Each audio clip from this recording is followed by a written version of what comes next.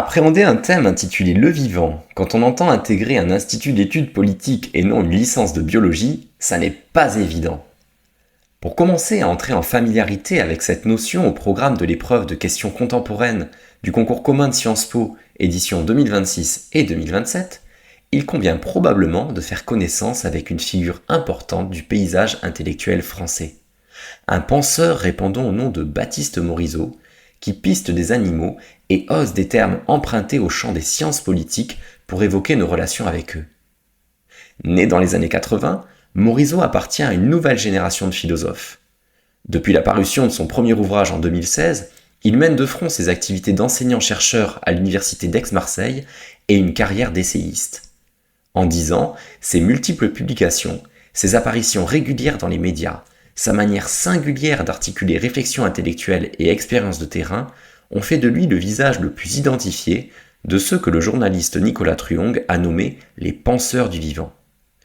Mais alors, que souhaite nous transmettre Baptiste Morisot?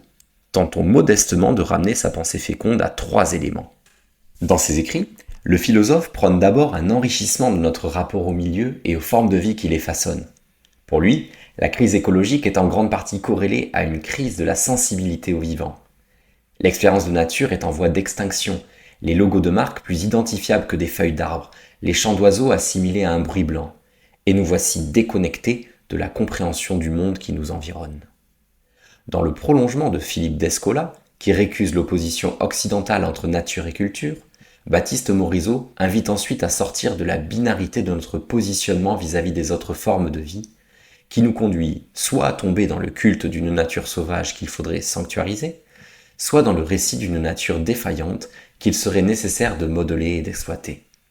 Les êtres et autres végétaux qui nous entourent ne sont pas plus sacrés qu'ils ne sont nos subordonnés. Ils sont simplement d'autres manières d'être vivants qu'il convient de mieux appréhender pour mieux habiter conjointement la Terre.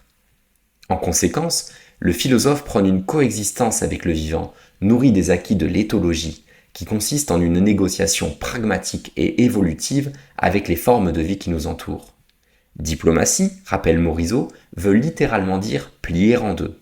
Autrement dit, faire un effort pour voir le monde comme les autres le voient et communiquer avec autrui, humain ou non, selon des moyens intelligibles permettant de préserver la relation. C'est l'exemple fameux de ces communautés villageoises d'Afrique australe signifiant aux éléphants qui se défient des abeilles qu'ils n'ont pas à s'aventurer sur leur culture en disposant des ruches aux abords de celle-ci. L'humain ne s'efface pas du paysage, les éléphants ne sont pas massacrés, les deux espèces négocient une occupation d'un espace qu'elles ont en partage.